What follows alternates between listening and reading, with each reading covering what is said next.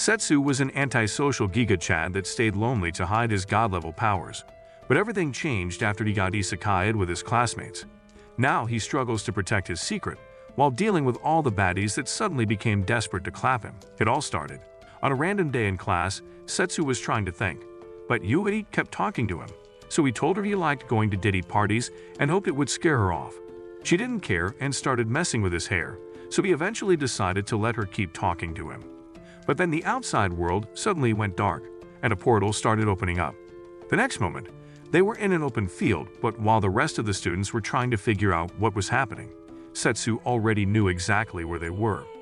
Just then, they saw giant armored demons charging toward them, so they all started running, but Setsu kept standing. Just as one of the demons got close enough, Yui pushed him away, but they were still too close, so he used a flick of his finger to send the demon flying. Yui started trying to figure out what happened, but he immediately grabbed her and started running to join their classmates. They then saw a group of knights from the other side and watched as they charged in to take down the demons. A group of mages used fire magic to blow up the demons and help the knights destroy them, while Setsu and his classmates watched from a safe distance. After Setsu sensed a powerful curse controlling the demons, Isekai'd showed up on a horse and told them all to get away from the battlefield before Grain joined her to command the battle. With both of them easily taking down multiple demons, Setsu made sure Yui still had enough strength left before they ran off to safety. Shortly after that, the king of Destinia welcomed them and said they were heroes of destiny sent to protect the kingdom and all of humanity from demons. They all got confused by what he was saying, so the princess took over and told them of a hero who also got summoned like them and saved their world 5 years ago. She then asked for their help in defeating the demons, but the students started talking about how their Call of Duty skills didn't count as magical combat experience. They decided to stay since the only other option was to go back out to face the giant demons, so the princess told them where their rooms were, and they left. Later on, the boys had already started working on their sword skills with Grain while Isekai'd taught the girls how to use magic. Yui was the only one who managed to activate her powers, and Setsu had been watching her the whole time. He was about to head out when he saw Isekai'd and talked like they were old friends. She commended him on being able to talk freely despite just getting there and threatened to use force if he refused to be respectful. After he told her to take her best shot, she charged in with a wooden sword, but he dodged and smacked her rice cakes. The love tap made her weak in the knees, so he asked if she had recognized his aura yet, and she suddenly started worshipping him. The next moment, she happily became his chair and thanked him for thinking she was worthy enough to carry him, while he asked why she was getting even creepier than last time. She was enjoying the moment when Grain showed up and asked who he was, so she told him he was the hero from 5 years ago. He was initially confused, but after seeing the lengths Isekai'd was going to serve him, he became convinced. They'd just gotten to Thea's lab to tell her when she said she already knew it was him before he came in, and started looking through her stuff while she worked on a new potion. After she welcomed him back, Isekai'd said she had a couple of questions, so they went to the walls to talk while looking over the kingdom. Looking at the blast mark on the wall, Setsu remembered a duel he had with Toma that ended in an insane energy blast. He then asked if Toma was still around, but Isekai'd said he went missing around the same time Setsu left their world. Setsu told him about the curse controlling the demons and suspected that it was Toma, since he was the only one capable of using that level of magic. After Grain got summoned by the king, Setsu, and the girls hung back to enjoy the view, but he couldn't shake his suspicions about Toma. In the throne room later on, the king decided to wage war on the demons, but Grain strongly opposed the idea and told him to wait until the return of the messenger they had sent to the demon continent. The princess then told them the messenger had probably become demon food before supporting the king's decision to advance on the demons and gaining the support of all the nobles present. That evening, Yui was working on her magic when she got startled and saw Setsu, who had come to check up on her. He noticed her mood swing and asked about it, so she told him she didn't like the idea of using her magic to fight, but then she got excited and said she would keep getting better to protect him. Later that night, Grain and the girls met him on the wall again, and Grain told him he had managed to stall the king's decision to wage war by saying Setsu's classmates still needed training. With the war being inevitable, Setsu decided to go stop it by himself, but the girls said they would go with him to help out. He stopped them and said they had to stay back in case Toma was actually behind it and planned a surprise attack, so they agreed to stay, and he asked if his sword was still in the castle. The next day, they snuck in with Thea's help, and Iruka knocked out the guard on duty before they stuffed him in the dumpster, and went in so Setsu could get the sword. Moments later, other knights found the guard they had taken out and sounded the alarm, so every knight in the castle started looking for them. Grain decided to head out to distract them with Thea, and Setsu dragged Iruka away to keep her from smashing any other faces. Shortly after that, he was on a bridge on the outskirts of the kingdom, and Iruka promised to keep things under control until he finished the mission. But then Yui showed up and started asking questions. He decided to tell her the whole truth and said he had to go, but she started begging to leave with him, so he struck a Sigma pose and said he was doing it to protect her. She then held him back and showed him how far she had come with magic before promising to get stronger so she could protect him. 5 years ago, in a jeweler's shop, Ruri watched her grandfather arguing with a client over his request to fix one of his recent crafts. She asked if the client was a cheapskate, and he agreed, but then the client gave him enough for him to restart his retirement plan, and he forgot about his morals.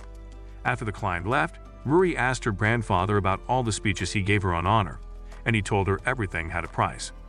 Turns out everything but his life had a price, so after the burial ceremony 5 years later, she decided to take over the business. She was on the way to a port town to make deliveries one night when her horse sensed trouble and stopped. The next moment, a demon boar attacked and knocked her off the wagon. She crawled over to the most prized item she was delivering and made sure it was okay before getting back up and forgetting that a blood-hungry beast was waiting to snack on her. Seeing it inches away from her face brought her back to reality, so she started trying to negotiate with the boar. Unfortunately, it had skipped economics class and got ready to pounce, but then Setsu suddenly showed up and dropped it. When he tried to check on Ruri, she thought he wanted money and started explaining how broke she was. After he told her not to worry about it and gave her a hand, she saw that he looked weirdly similar to the client from 5 years ago. He then asked her why she was traveling without any security, and she reminded him of her brokenness, so he wished her luck and started heading out. She stopped him and asked if he could be her security, but he turned her down, saying he had better things to do. After a lot of begging, he agreed to help her get to the port town, so they got on the horse and had to leave the rest of the items she had in the wagon. He wanted to see what the special package was, but she refused to show him, and by morning, they made it to the town. After telling him about how trade had increased after the successful end of the war from 5 years ago, she told him about a captain she had paid for the rest of her journey, but moments later, the captain canceled the trip because she wanted to go to the demon continent.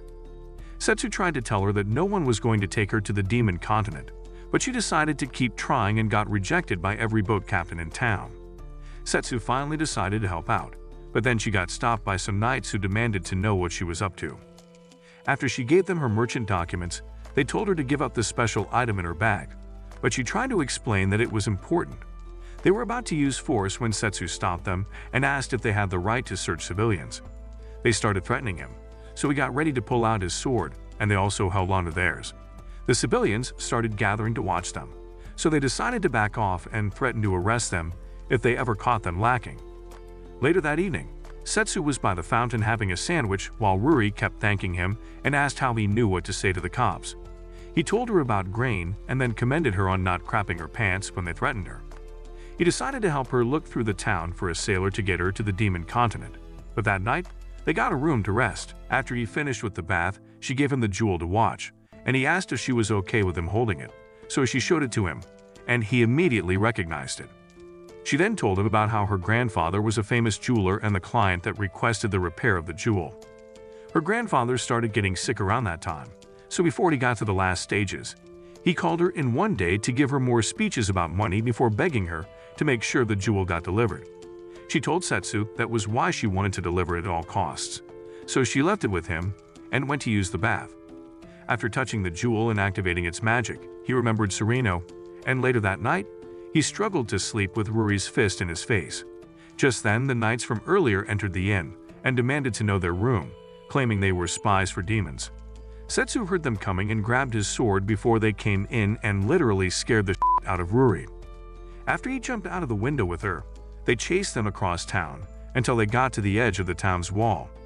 When the knights told him to surrender, he started taunting them, and Ruri asked if he had a death wish. The next moment, he grabbed her and jumped off the edge before landing on a water dragon he called Levia. He told her to take them to the demon continent, so she started heading out, and the knights decided to keep what they saw to themselves. On the way to the demon continent, Ruri realized that the water dragon was Leviathan, the god of the ocean, and could barely believe her eyes. But then she saw a bright light coming from the other side, and he told her it was the demon continent.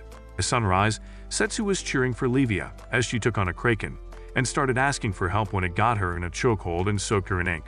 Moments later, she was in her human form, mocking Ruri before asking Setsu why he didn't help her take down the kraken. He said it had been a while since he had seen a kaiju showdown, and they kept arguing about it until Ruri reminded them of the kraken corpse they had to dispose of.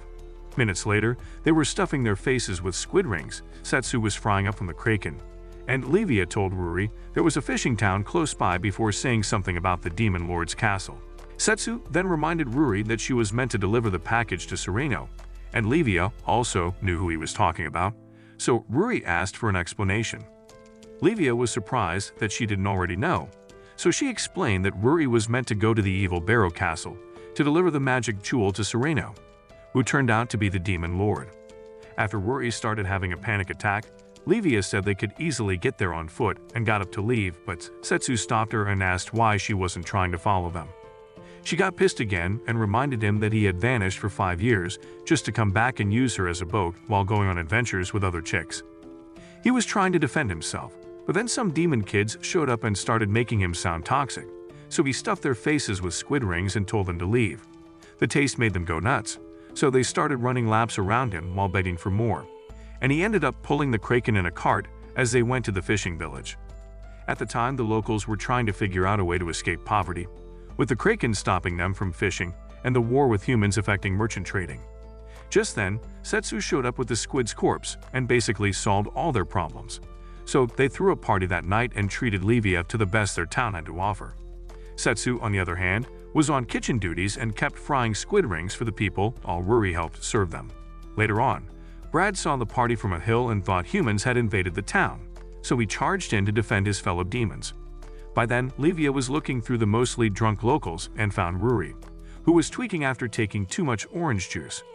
Ruri started asking about how she met Setsu, so she sat with her and told her how she stopped Setsu from passing through the ocean 5 years ago until he won her over and made her help with his mission. She conveniently left out the part where he gave her multiple concussions to protect her aura points, and then Ruri thanked her for the story. But then, Livia asked Ruri if she actually knew that Setsu was responsible for the war ending 5 years ago.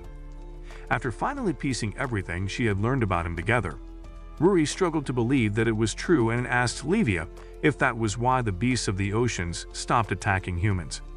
After Livia told her it was Setsu that made her become peaceful, she started staring at him like an obsessed lover, and Ruri asked if she had clapped him yet, but she hid her obvious craving for him and played dumb. The next moment, Brad crashed in and started trying to challenge the humans, but all he saw was the demon kids, who immediately offered him squid rings.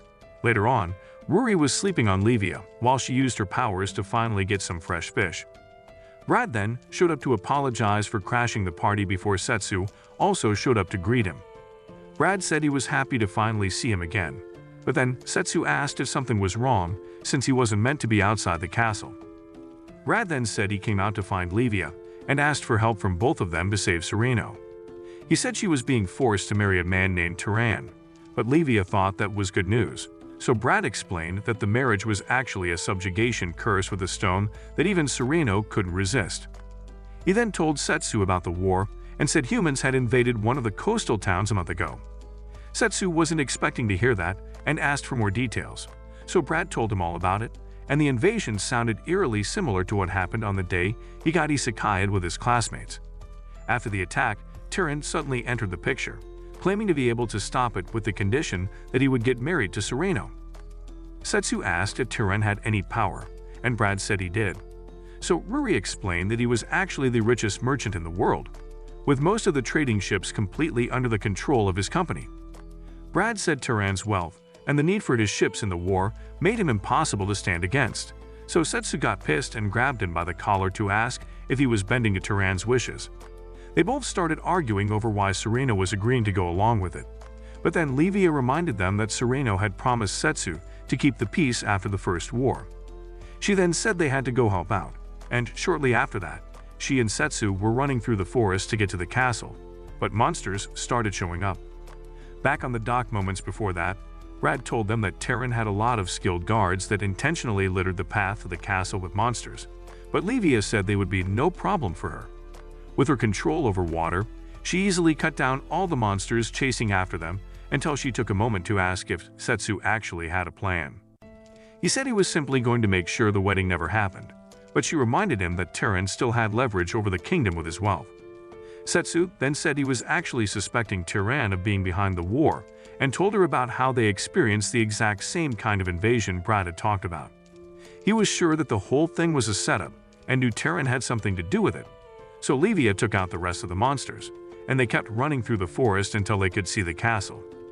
After Setsu defeated Sereno 5 years ago, he offered her a truce and gave her the stone jewel so she could always remember him. Shortly after that, Brad broke the news of his disappearance, and although it broke her heart, she decided to maintain the peace she promised him. 5 years later, the demon continent was prospering, and she was walking through the town with Brad to check on her subjects. But then the jewel suddenly broke, so Brad told her about Ruri's grandfather and offered to send it out for repairs. Barely a week after that, a demon knight ran to the throne room to tell her about an invasion from the humans. Sereno immediately ordered them to assemble all the active knights before telling Zien and Lamina to pay a visit to Destinia, so they could be sure the attack was a declaration of war.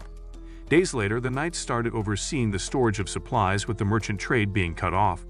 And although the rumors of war were starting to get to them, they decided to put their hopes on Sereno. A month later, they had still not received any word back from Destinia, and she was running out of options. But then Brad showed up to tell her about Terran's wish to see her. Knowing who he was, she accepted the request, and moments later, the council demons were pissed after hearing Terran's request to marry her.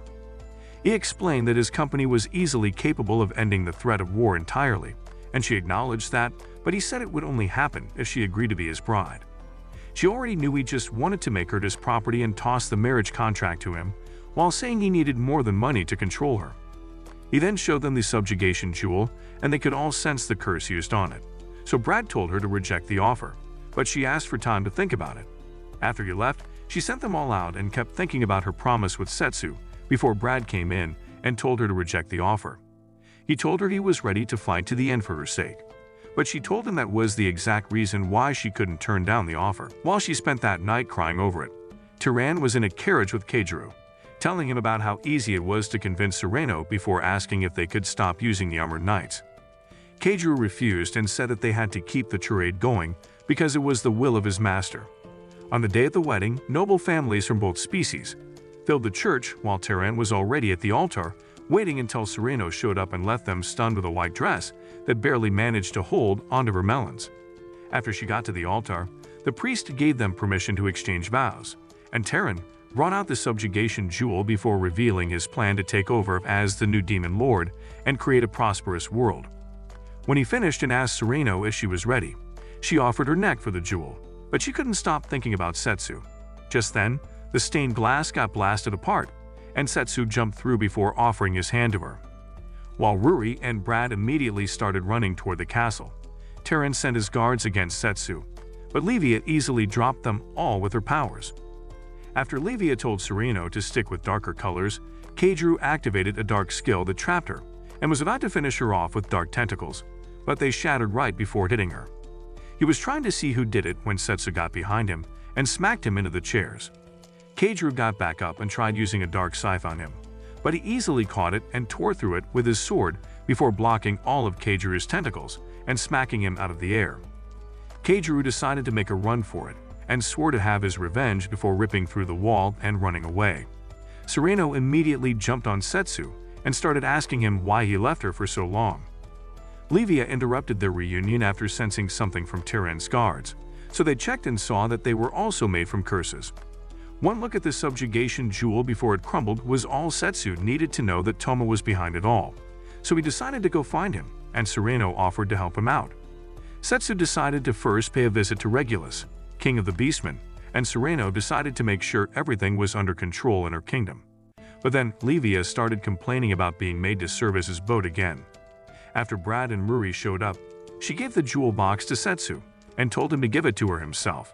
So he did, and she finally felt happy again. After Terran was arrested, Sereno wished Setsu luck on his journey, and he promised to go on a date with her after ending the war. Ruri also wished him luck and told him Sereno had offered to help her start her own shop somewhere in the kingdom, and Brad promised to come running if he ever needed help. With that, he and Livia set out to meet Regulus, and Sereno reminded him to come back to her when it was all over. On the day Yuhi and Setsu's parents first introduced them to each other, she asked if he wanted to hang out at the playground, but he refused, saying he was too Sigma for such childish activities. They ended up getting really close and doing everything together, despite the fact that he never really changed. After seeing a poster for a prestigious high school on the way home one day, she asked if he wanted to go to the same one with her, but he said she probably didn't have enough brain cells to pass the entrance exams. She felt bad hearing that and went on a study binge before writing a mock exam to see if she was good enough, but at the end of the day, her brain cells just couldn't keep up. A group of dropouts saw her that night and tried convincing her that school was a waste of time, so she would join them to shoot crack out their rice cakes. After Setsu showed up and told them to back off, they sensed his aura and left to avoid getting folded like pretzels. Setsu then told her that the thugs were not entirely wrong about her not being smart enough to get into his high school, but she said she was still going to try her best to get in. Seeing her determination, he offered to help increase her brain's processing power and explained that it would take a lot of work, but she said she was ready to do whatever it takes. Back in Destinia, the other girls finally started using their magic and got super excited, but Yui's blast humbled them real quick. After commending Yuvi on her improvement, Iruka dismissed them, but while the other students went back to their rooms to rest, Yui ran after Iruka and Grain.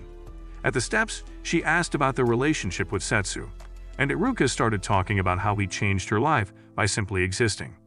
After running her mouth for a couple of minutes, she asked Yuvi what she wanted, and Yui said she wanted to get special training so she could be with Setsu. That night, Iruka took her to the wall to show her the effects of Setsu's bravery during the war before telling her that she needed to max out all her stats and always be prepared to help Setsu if the need arises.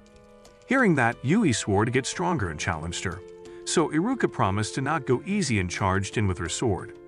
Yui blocked the first attack, so Iruka tried using her icicles, but Yui used her flame magic to counter, and they both got into a strength contest until Yui stepped away and started complimenting her to hide the fact that she was obviously gassed. She then said Yui was still lacking something and took her into the sewers to face what she said was the final test they gave to new knights. The next moment, a monster crocodile jumped out of the water, and Iruka told her to face it as she wanted to stand beside Setsu.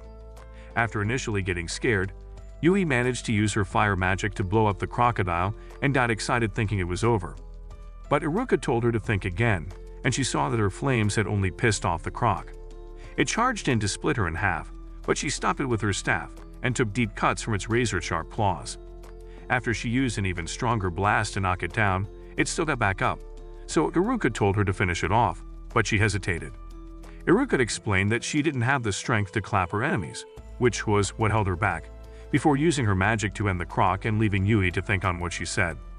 The next morning, she was still in bed thinking about the whole thing when Thea showed up and used healing magic on her wounds. She then explained that Iruka was pushing her because she wanted her to become strong enough to fight beside them. After Thea explained that fighting beside Setsu was incredibly risky, she asked Yui why she wanted it so badly, and she told her about how Setsu helped her throughout their childhood before saying she wanted to return the favor. After wishing her luck, Thea stepped out and told Iruka not to worry about her, but she was still worried about whether Yui would be able to make hard choices on the battlefield. Later that day, Grain was on his way out when he saw Yui still lost in thought and pulled her aside to talk about it. He told her it was easy for him to clap his enemies because he would rather make them suffer than let them harm his friends. He then told her to find her own reason for fighting and left so she could think about it. The next day, she used a single blast to torch the entire training ground during classes, and at night, Iruka took her to the sewers again. This time, she ditched her love for nature and went all out with a massive fireball that made the croc smell better than Thanksgiving turkey. Iruka was commending her on finally becoming cold-hearted when she said the croc was just knocked out and told Iruka she was never going to send anyone to the other side. Iruka decided to let her off the hook if she kept managing to knock her opponents out like that, so she promised to get even stronger. The next day, Grain informed them of the king's decision for them to start advancing toward the demon continent, and dismissed them to start making preparations. While on the way to the Beastman continent that day, Setsu told Livia to stop stuffing her face before reminding her of the speech she gave about giving her all for the mission. She then reminded him that she was practically useless until they could get to the port and kept stuffing her face. He asked if she could just transport them there in a single bound, and she started complaining about how doing that required a lot of magical energy that she wasn't ready to waste just yet. The next moment, something suddenly made the carriage stop, so Setsu grabbed his sword. But it was just two girls trying to catch a ride, and one of them turned out to be Elise. She immediately recognized Setsu and struggled to hold back her tears after not seeing him for 5 years. Shortly after that, he told Livia that Elise had helped him during his mission the last time he got summoned. After Elise started telling them about the special methods Setsu used to teach her how to fight, Livia started getting suspicious, but then Emma interrupted to introduce herself. Elise said they were sisters, and that confused Setsu because he didn't remember her having one the last time, but she said there was a reason for it. She then asked him where he had been for the past 5 years, and they all suddenly got interested in what he had to say. So after several minutes, he gave them the full story. He then asked her to join them on the trip to the Beastman continent so they could journey together like old times, but she turned him down, saying she had something else to take care of, and Amber said it was her fault. Elise had been taking monster hunting jobs as training after Setsu disappeared and ended up getting hired to take care of a dragon problem in a small town. She ended up staying at Emmer's place that night, and after dinner, Elise asked if she was living alone while she was picking some apples. Emmer said she once lived with her brother, but he disappeared after the dragon first showed up in the village. After Emmer served the apples, Elise said she was going to pump the brakes on her travels to stay with her as a sister, and Emmer excitedly agreed to it. Setsu then asked if the dragon had used her brother as a snack, and Livia had to tell him to dial down his cold heart. But Elise said she suspected something else. Apparently, all the villagers that had gone missing since the dragon showed up simply vanished, without any evidence of a struggle, which led her to believe they were being spirited away. Back then, Elise started off by taking down the ward against evil and told Emmer she wanted to lure the dragon in so she could take it out. Emmer got worried for her safety, but Elise promised to make it back safely and told her to head back inside. Shortly after Emmer left, the dragon showed up and tried to blast Elise, but she dodged and gave it a nasty cut with her sword before chasing after it. She eventually lost track of the dragon and decided to head back. But then she saw that everyone left in the village had disappeared except for Emmer, who was still hiding at home. With the entire village gone, Elise decided to take Emmer to the city, but she still needed to figure out what happened, so she asked Setsu and Livia for any ideas they had about it. Livia's first theory was that the villagers were actually zombies being controlled by a necromancer, but Setsu told her it didn't explain how they vanished, so she said they were probably magical zombies that could go invisible. After she said the dragon was probably also a zombie, Setsu used the food box to shift her brain back in place. She then said it could have been a siren using her song to bewitch the villagers, but Setsu reminded her that the village was in the mountains, and Emmer told them that sea monsters like Livia had very distinct smells that could be picked up by demons. Setsu then came up with his own theory and said they were probably abducted by aliens, but after Livia also cracked his skull, he said the dragon might be an advanced type like Livia that could transform and hide as a human. He then asked if she could make people vanish, and after Livia said she couldn't, Elise told them she didn't actually know that Livia was the god of the seas. Just then, the driver stopped the carriage, and they saw that the rising water levels made crossing impossible. Setsu then started asking why the dragon kept coming back for the villagers, and Livia guessed it was because of their magic use. She explained that excessive use of magic often attracted monsters that could sense it, but Setsu said that still didn't explain the continuous disappearance. He then suggested the possibility of transportation magic being used and asked Livia if that level of magic could attract a dragon. His new theory was that someone was making the people disappear with transportation magic, and that was attracting the dragon. Elise then said the user had to be really close by to easily make the people vanish, and Setsu reminded them of the fact that such high-level magic took a few years to prepare, which conveniently matched the time when Emmer showed up. Emmer started saying she could never do such a thing, and Elise defended her, but then Setsu reminded them that she had easily gotten Livia's scent and knew who she was. Livia was very careful to cover her scent to the point that Elise, who was a skilled monster hunter, couldn't even sense it, so he asked Emmer to explain how she knew. After a brief moment of silence, she decided to reveal the truth and tried to blow them up in the carriage, but Setsu made it out with the girls before Emma changed into her dragon form. She immediately started blasting, so Setsu ran to dodge, and Livia got behind her to find an opening. Elise was still shaken up by the sudden revelation, so Setsu made her snap out of it, and ran to help her right as Amber started charging in. After she slipped, Livia used some of her magic to power up Setsu's sword, and he used it to push her blast right back down her throat.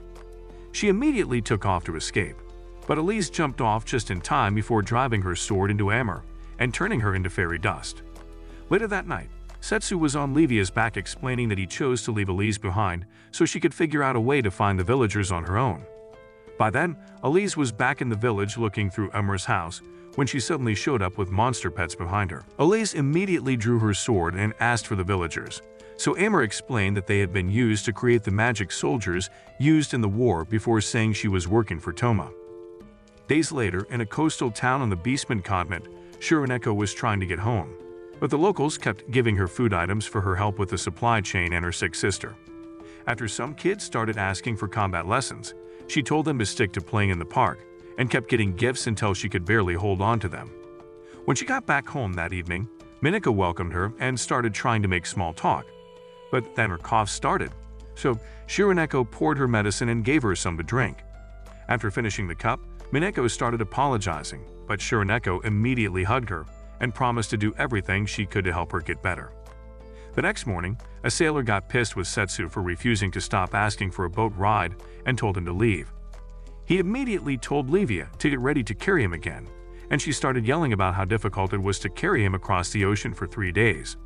After he apologized for neglecting her feelings and rubbed her head, she lost her anger and was about to accept being his boat again, but the sailor suddenly decided to give them a boat. While she started arguing with the both of them, Shironeko walked by and went into a nearby inn, where Kuroinu gave her a new bottle of Minako's medicine. After Shironeko thanked her for always finding the medicine, Kuroinu told her not to worry about it and walked over to give her a wanted picture of Setsu. The mission was to send him to his creator, and Kuroinu said she would make enough money to be able to properly take care of Minako for life if she pulled it off. Just then, Setsu came in with Livia, who was still upset, and Shironeko immediately turned to leave, but she got a good look at Setsu before heading out. Setsu and Livia wanted to get a room so they could get some rest before continuing the journey, but Livia was starving, so they started asking Kuroinu for directions to a restaurant. At home that night, Shironeko finished eating and noticed that Minako had barely touched her food before also seeing the almost empty medicine bottle. She then told Minako she had one last job for the night before going to do the dishes. While Setsu and Livia were sleeping later on, Kuroinu closed up and met up with Shironeko at the back. Shironeko suddenly asked her to be a big sister to her and Minako, before thanking her for always watching out for them and saying she wanted the three of them to start a new life together with the money she would get for clapping Setsu. Kuroinu accepted it and told her to focus on finishing the mission so they could all be together before giving her the keys to the inn. After getting into the room, Shironeko immediately whipped out her claws to attack, but after ripping the bed open, she realized that it was illusion magic before Setsu used a spin kick to send her flying through the window. He jumped out after her and asked if she was working with Toma, but she only said he had to be clapped and activated her beast arms. After jumping to use a fireball on him, he cut through it with her sword, so she jumped to try again. But he jumped with her and told her to stop playing with fire before slapping her out of the air. After taking a closer look at her, he saw that she was using cursed magic and started wondering where she got it from. Shironeko woke up at home moments later and saw Setsu, so she got ready to pounce again, but Minako told her to chill out and explained that he and Livia brought her home after giving her a concussion with the slap. Setsu said he understood why she was trying to clap him after seeing all the medicine bottles and told them Minako wasn't sick. Using a magic revealing light skill, he showed them the curse magic draining her life force and said it had gotten stronger over time. Livia started trying to connect Toma to the curse magic, but he stopped her and said they had to focus on healing Minako. Shironeko immediately started apologizing for trying to send them to the other side and begged him to heal her, so he told her not to worry and said the process might cause Minako some pain. Once Minako had laid down for the healing, he used a large amount of magical energy to summon a sword he said was capable of absorbing cursed magic. Just as he started extracting the cursed magic with the sword, Kuroinu showed up, and Shironeko jumped in to protect him from the ninja star she threw at him. She called Shironeko incompetent and was about to take care of Setsu on her own, but she got water blasted by Livia, who wasn't a fan of being ignored. Setsu said he couldn't stop the process and told her to handle Kuroinu on her own. But Kuroinu called her easy pickings and tried using the ninja stars again. Seeing how Livia easily blocked it made her realize that she was dealing with a god, but she still had something up her sleeve and created shadow clones to surround her. Immediately they charged in to take her down. She used water spears to take them all out, and Kuroinu got confused seeing so much water on land. After Livia smacked her around with the water, she asked about Toma and promised to spare her life if she came clean. Just then, Shironeko came out and started asking Kuroinu why she would betray them after agreeing to become their older sister. Kuroinu called her a useless wimp that had furballs clogging her brain, and Livia gave her 3 seconds to tell the truth about Toma. She revealed that Toma was planning to destroy all the species so he could become a god, and said she was among his most loyal servants. After Livia asked how he planned to do that, despite being human, Kuroinu told her to kiss her kitty cakes and cracked a vanishing orb to escape. Just then, Setsu came out, and Shironeko immediately ran to hug Mineko, who was back to normal after he pulled out all the cursed magic. He showed the cursed necklace to Livia and joked about Toma's attempt to be a god before smashing it, but Livia said he could actually pull it off, so Setsu promised to stop him. Shortly after sunrise, Livia was on a canoe with him, heading for the Beastman capital city to see Regulus, but then he saw Shironeko and Mineko, so he asked the sailor to stop. The girls wanted to help out and said they would need beastmen like them to find their way through the capital city. Mineko also wanted to see Kuroinu again to talk about what happened, so Setsu checked to be sure Livia was okay with it before deciding to let them get on the boat. Some time in the past, Setsu took on Ro, Regulus' daughter, who already had a mouth on her despite being so small. She refused to accept him as her master, even if he was already considered to be a hero, so he decided to beat her sassiness away with his sword. Currently, the noble beastmen were in the throne room, trying to make a choice between attacking both humans and demons, or holding back their forces to keep themselves protected. What was meant to be a civilized debate became a heated argument over which of them had more balls, and it started pissing off Regulus, but then he sensed a certain someone and told Ro to go check it out. At the time, Setsu was telling the guards that he knew Regulus, but they refused to believe a word he was saying because he was human. Shironeko and Mineko defended him and hoped their recent fame would make things easier, but the guards told them to take their farm-bred rice cakes back home, and Setsu started getting frustrated. Just then, he heard something from above and watched as Ro dropped in and knocked out the guards. After a quick sniff, she was sure it was him and got excited to finally see him again, so she hugged him. She suddenly tried to attack him, but he got loose and dropped her before saying she was still too weak to become his student. While Shironeko and Mineko were still struggling to believe that she was Regulus' daughter, she had already wedged his arm in between her melons and started asking about his disappearance 5 years ago. When he started treating her like the pet she was, Livia and the girls started getting jealous, but they knew better than to interrupt his bonding ritual with the princess. Regulus also got excited to see him, so Setsu used his back to crack the floor because a regular handshake was too beta for him. After he saw the noble beastmen all knocked out in the throne room, Regulus started sniffing to be sure it was actually him. He initially suggested having a celebratory feast, but then he changed his mind and opted for a duel, but Setsu turned down both so they could get down to business. Regulus already knew it was about the war, so Setsu told him about Toma's plans, and he immediately wanted to start heading out with them. Setsu stopped him, and Livia said it would be best for him to stay back in his kingdom in case Toma wanted to pull something, so Ro offered to go in his place, and he accepted. Just then, Luger came in and introduced himself as the kingdom's top commander and Ro's fiancé, before opposing the idea of Ro leaving to help Setsu. Regulus reminded him that Setsu had stopped the First War, but Luger claimed he couldn't be trusted anymore after vanishing for 5 years. Ro stepped in to defend Setsu, but Luger refused to change his views on the matter and decided to challenge Setsu to a duel. After Regulus supported the idea and said the winner would get to marry Ro, Setsu tried to talk them out of it, but Luger immediately started heading out to prepare. Moments later, Setsu told Regulus he didn't like that he always had to fight whenever he paid them a visit, but Regulus told him that was the only language his people understood. When Ro grabbed his arm and started calling him master again, Shironeko and Mineko started trying to get in on the fun, but Livia told them to wait their turn. That night, Ro went to tell Luger that being a simp would get him embarrassed, but he told her he was simply doing what any other alpha would do. He then showed her a rune he got from a mysterious mage that could amplify his strength and said he would risk his life just for a chance to sniff her rice cakes. The next day, all the beastmen were going crazy with excitement in the arena while Ro was hyping up Setsu and making Luger even more jealous. After Regulus told them the rules and gave them permission to begin, Luger charged in with his claws at super speed, but Setsu easily dodged it and gave him props on actually being fast.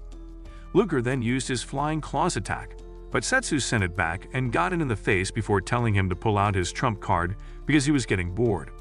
After Luger promised to make him eat his words and transformed into his giant beast form, Ro tried to warn Setsu of the strength increase that came from the transformation, but by then he had already grabbed Luger by the tail and smashed him into the arena wall. As the beastmen and Ro immediately started cheering for Setsu, he started asking Regulus if the fight was already over, but then Luger got back up to continue, so Setsu told him there was no shame in admitting defeat. Pissed off, Luger started activating the rune on his arm and remembered watching Setsu train Ro while he watched from the shadows. As the cursed magic started taking over, Mineko started feeling uneasy, and Livia told Setsu to get out of the arena, but he immediately got blasted into the wall, and Regulus told the people to get out of the arena. After Livia gave Setsu his sword, Luger charged in, so he decided to calm him down by removing his arm, but Luger immediately regenerated it and attacked again. Ro tried to stop him, but he started going nuts, so Setsu pulled her away and told her it was too dangerous.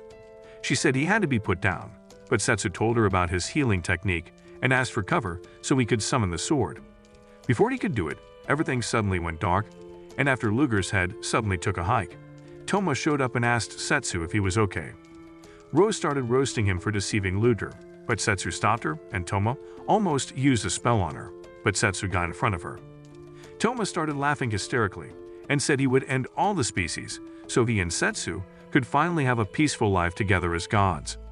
After Setsu promised to stop his plans, Toma told him Destinia had already started their attack on the demon continent and left. Unfortunately, Luger's brain cells couldn't regenerate, so he basically got clapped without ever knowing what Rose Melons felt like. In the throne room moments later, Regulus said he regretted having the duel, but Setsu told him to forget about that and asked for a ship to the demon continent. Regulus agreed to get in one and also promised to get his army ready to provide backup, so Setsu went to check on Ro. Seeing his face immediately made her forget about Luger, so they left to stop Toma's plans. 10 years ago, Setsu and Toma both got summoned for the first time and were immediately confused as they heard the king and his subjects calling them heroes sent by the gods. Setsu immediately got upset and told the king to stop trying to force them into doing his job before demanding to know where they were. Shortly after that, Setsu had already started training on his own, and Toma struggled to understand how he was so calm about the whole thing. Setsu told him they had no choice since they were in a world several times more dangerous than having to deal with a school shooter, but Toma was still freaking out over the whole thing, so Setsu made a promise with him to stay alive so they could eventually figure it all out. On the way up later on, Setsu suddenly suggested stopping the war together, but Toma thought it was an impossible feat for the both of them to pull off. Setsu convinced him to at least think about giving it a try since they were technically heroes, so he agreed and they bumped fists on it. Much later, Setsu decided to travel the world to learn more about the war, but Toma decided to hang back because he was still too weak, so they promised each other to meet again after he finished his training. Setsu left with Grain, Iruka, and Thea that night, leaving Toma to train on his own until he eventually became a knight known as the Silver Hero a few years later. After that, he discussed his dreams to reunite with Setsu and end the war with the soldiers under him, and they all pledged to sacrifice themselves for his cause. Not long after that, they attacked a part of the demon continent and broke into a temple where he led them to slay every demon they could find. After getting to the inner part of the temple and finding a statue holding a gem, he saw the temple priests, who immediately started begging to be spared, and walked towards them with a smile on his face before brutally sending them to the spirit world. One of his lieutenants came to tell him they had cleared out the demons, so Toma told him to round up the survivors from their ranks. But on his way out, He heard a voice and realized that something in the gem was communicating with him. He demanded to know what it was, but then it flooded his mind with memories of the promise he made with Setsu before taking over. By the time he regained control, he saw that he had single-handedly taken out all his trusted soldiers and started going off the deep end. Just then, a knight showed up on a horse and informed him of a peace treaty that was about to be signed to end the war. He then told him the kings and leaders involved in the treaty signing were going to be passing through that area. But then he recognized a voice from a carriage about to pass by. He saw Setsu with the kings, and shortly after that, he watched him in confusion while the kings signed the peace treaty and a monument to symbolize the agreement was revealed. While the people were partying that night, Toma went to congratulate Setsu on the roof, but Setsu said he had simply just traveled around the world, clapping chicks so they would settle their beef. After he also congratulated Toma on becoming a hero. He tried to tell him something, but then Iruka called him so they could start the party. Setsu wished him well and was on his way out when Toma stopped him and started talking about everything he had accomplished before saying he wanted the both of them to return to the regular world. He told him about the temple and said he had found a way to go back with his sword. But then Setsu told him it was stupid to go back after finally ending the war. Hearing that shattered Toma's heart because he had always wanted them to do everything together, and his pain started activating the cursed magic in the gem. Setsu wished him luck on his trip back to being a powerless midget. But then he stopped him after fully losing control to the gem and said he would end all the species so they could stop distracting him. Setsu sensed that he was about to go berserk and summoned his sword just in time to block him, but that only made Toma's psychosis increase, so they started clashing swords and Iruka called out to him after seeing the sparks. Toma saw them and told Setsu he was going to end them first before they both charged in again and got pushed back by the energy release from their swords. Setsu then jumped to finish him off and took a slice to the gut before sinking his sword into Toma's shoulder and triggering a sudden explosion of magical energy. Seconds later, Iruka and the others got there, but Setsu had vanished, and Toma ended up back in the demon temple again. After he said his last words to the gem, he got ready to croak, but then it started glowing and showed him something. In a research facility that night, some scientists forced Keijuru to get on a table before pumping him with weird chemicals for their magic experiments. While Builduz was getting his brain cells zapped away, Kuroinu was forcefully swapping limbs with her sisters, and Amber was being dipped in a madness-inducing chemical bath. Their collective despair and desire to escape gave Toma a new purpose, so he took the gem and decided to save them. Not long after that, the entire facility started to crumble, so the scientists ran away and left them all trapped in their cages. When they eventually got out of the rubble, they saw Toma, who then told them of his plan to end everything, and they joined him. After he ended Luder and gave his message to Setsu, Toma apologized to his new soldiers for taking so long to join the fight and told them it was finally time to burn the world down. At the time, ships from Distinia were closing in on the shores of the Demon Continent. After one of the soldiers informed the general of the distance left, he started giving them a Spartan speech to get all the soldiers hyped up for a pointless war, while Setsu's classmates started wishing they were back in the regular world.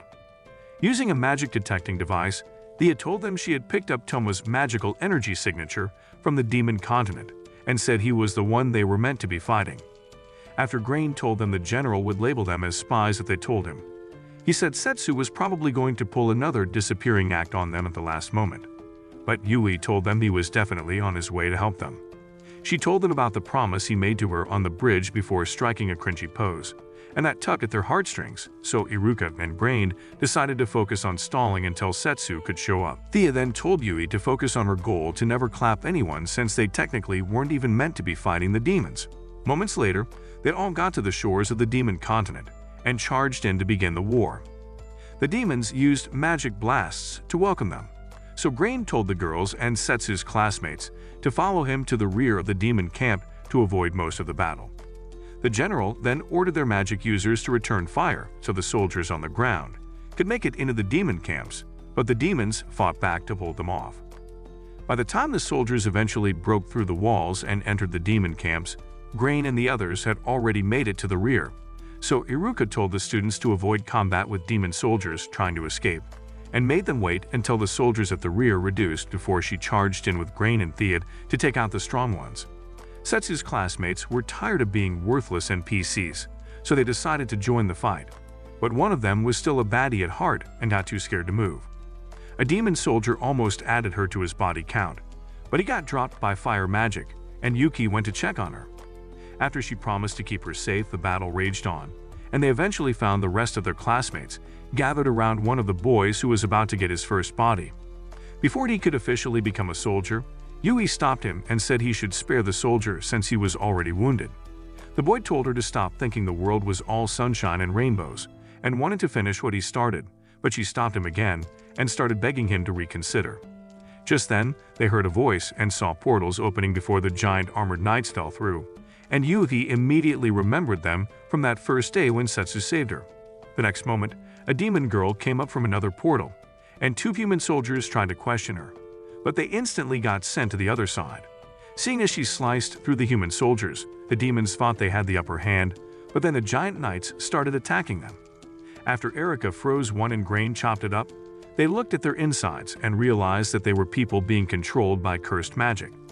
After taking a really close look at the samurai demon girl, they realized that she was Elise. After Emmer took off her hood and asked if they liked Elise's new look, Iruka demanded to know what she did to her. So Emmer explained that Elise had essentially become a puppet before asking if they also wanted to join her. Iruka immediately charged in to attack her, but she made Elise fight in her place, and Iruka tried to help her snap out of it. But it didn't work. Thea and Grain got ready to fight, so Emmer spilled some of her blood and officially introduced herself to them as the blood started transforming and became 4 mutated monsters. After the monster snake tried to attack Elise and Iruka, she jumped away and used her ice magic to put it to permanent sleep. Grain also easily finished off the ape, so Emmer sent the giant knights and dragon against him. Thea then used her powers to activate a triple threat combo that blasted all 3 of them away. After Iruka told them to handle the last monster so she could face Amur, Yui took it down and ran to give them backup. Thea then asked Amur if she still had any tricks up her sleeve, but she had run out of moves and started getting frustrated, so she sent Elise to finish them off. Her samurai moves were no match for Grain, who decided to knock her out instead of putting her out of her misery so Setsu wouldn't end him. The next moment, Iruka charged in to attack Amur, so she drew her blade, but Iruka easily tossed it aside and pierced right through her magic organ. After she dropped, Iruka told her to say hi to the Grim Reaper and started heading back. But then Amur started getting back up again and left Iruka too shocked to speak properly. After Thea said she could sense her magic power increasing despite losing the magic organ, Emmer said she had 2 of each organ from the modification she endured growing up in the research facility. She then told them about how Toma saved her and said she was willing to sacrifice herself for him before activating the limit-breaking spell and summoning a Chamra. With the magic she had left, she jumped on its head and merged with it to gain full control before she started attacking them. After she charged up for a blast, Yui and Thea managed to block it with their magic, but then she started getting ready for another, and they couldn't find the strength to block it again. Just then, one of her butterflies flew by, and as she was about to finish them off, Elise ran the sword through her back and stopped the mind control. Elise shed a tear for her and hugged her while she remembered the time they spent together in the village before turning into stone. Shortly after that, Iruka and Grain were checking on Elise while Thea was with Yui looking for Emmer. But then they sensed a powerful magic and saw a cursed hand blasting out of the ground before Keijiro revealed himself. Grain could already tell he was strong, but they were all still too weak for another fight, so Yui decided to protect them. Thea tried to stop her, but she had already made up her mind and asked them to provide support, so Grain reluctantly accepted, and Iruka made her promise to give it her all. After she charged up, Keijiro got ready to attack, but then they all sensed Setsu and watched as he dropped out of the sky like gravity, was taking a break before telling Yui he was back to keep her safe. In the Beastman capital city earlier that day, a knight told Regulus their soldiers had been fully prepped, so he commanded that reinforcements be sent out to the demon nation. One of the nobles immediately protested his decision, claiming it would leave their nation defenseless, but Regulus said they would all be safe because Setsu had already given his word. After he dropped out of the sky, Yui pounced on him and started getting close for a kiss until he complained about her morning breath while pushing her back. She jumped back and blamed it on her overexcitement, so he said it was okay. But then she mentioned learning something from Iruka and got on all fours before telling him to ride her like he did Iruka on that first day. Iruka seemed proud of her teachings, but he said one creep shout was more than enough for him before telling her to stand back so he could fight. Keijiro thanked him for showing up because he had been praying for a second round, and took off his robe to remind him of their fight during Sereno's wedding. After he charged up with cursed magic, Setsu decided to take him a bit seriously, and Yuvi immediately activated her barrier magic to keep them shielded from the fight. Seeing that, Keijiro said Yuhi and the others were pathetic weaklings before asking Setsu why he was protecting them. Setsu said he wouldn't have any baddies to clap if he didn't protect them, and charged in with his sword to start their fight. At the time, Kuroini was using ninja stars to blow up both human and demon soldiers, but then a sudden explosion pushed her back, and Shironeko jumped out with Mineko. After Mineko complimented Kuroinu's Catwoman look, Shironeko started talking about how they knew she had a good heart and offered to help her if she would stop trying to mend people. That only got her pissed, so she tried to smoke them with her blades, but they easily blocked it and realized that they would have to beat some sense into her. After Kuroinu asked if they would offer up their lives for her cause, Mineko stepped up to keep her from getting to Shironeko, and Kuroinu commended her on being the one with balls in the family. But Shironeko was also ready for the smoke, so she promised to send them both to heaven, and charged in. Shironeko stopped her attack so Mineko could jump away, but Kuroinu said they would have to do more than jumping to escape, and proceeded to land cuts on both of them. Shironeko then gave Mineko a signal and drop-kicked Kuroinu's legs to make her unbalanced before Mineko used her knees to slam her into the ground. Seeing her in pain, Shironeko decided to end the fight, so they wouldn't end up clapping her. But then she suddenly used tentacles to snatch up Mineko. After saying she would make them pay for forcing her to use the hands of her sisters, she slammed Shironeko to the ground and started squeezing the life out of Mineko. She suddenly got even more pissed at them and decided to use Limit Break to max out her powers. Shironeko managed to dodge her attack, but the arm went right through the ground and hit her with a deadly punch that left her twitching on the ground while Mineko slowly got her insides turned to paste. When she called Shironeko stupid for ever thinking they could be sisters, Mineko got pissed and said they just wanted to support her. After getting back up, Shironeko said the same thing, but Kuroinu kept attacking with her magic fists, so Shironeko jumped towards Mineko and activated a hidden skill that ripped Kuroinu's tentacles to shreds before they both merged together. Seeing their secret ability, Kuroinu still tried to roast them, so they demonstrated their insane speed and said she was no match for them. Kuroinu decided to stand her ground despite already being scared and activated all her arms to attack them, but they used a spin attack to counter and ripped off all the arms. After Kuroinu fell, they told her to give up, but she got back up and started remembering life with her sisters before the experiments.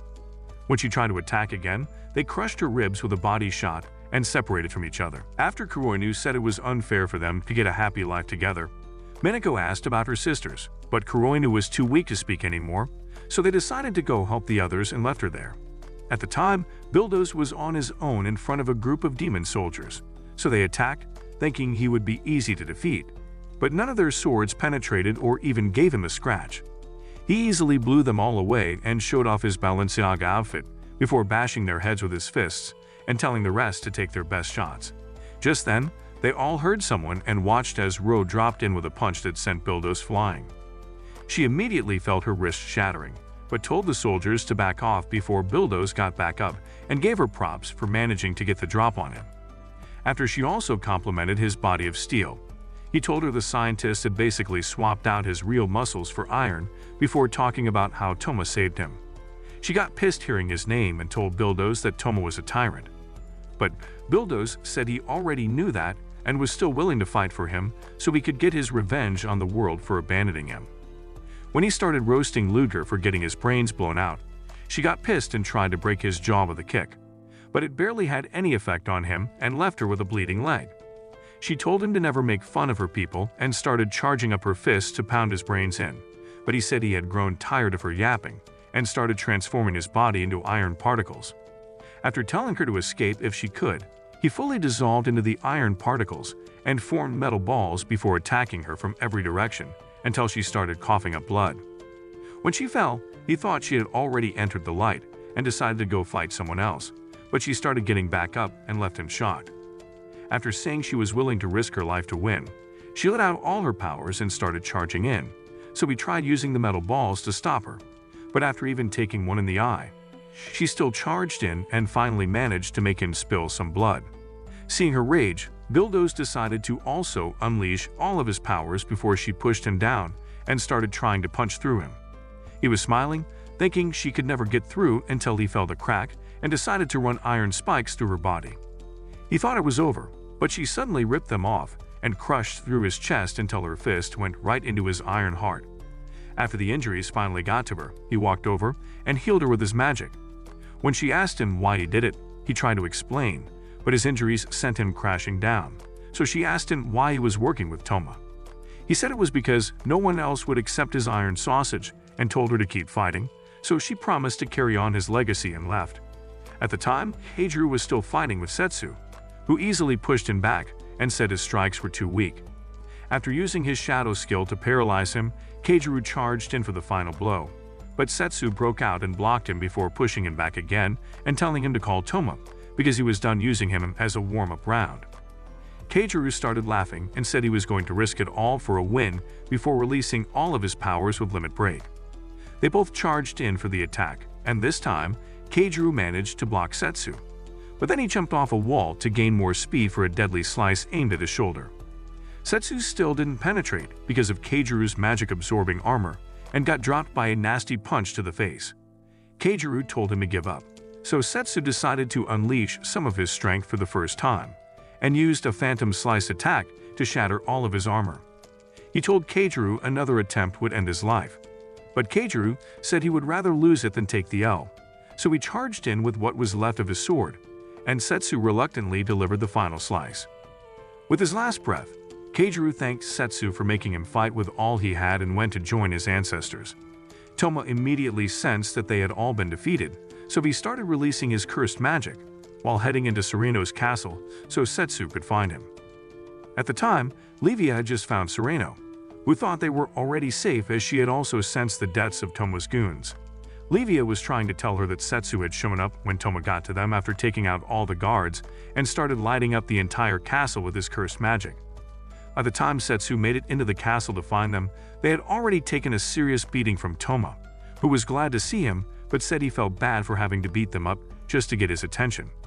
Before he could finish warming up his sword, Setsu attacked and started overpowering him, so he jumped back. Setsu told him to stop trying to end the world so they could talk, but he said it was too late for that and drew his sword, so Setsu attacked, and he dodged to avoid getting split in half.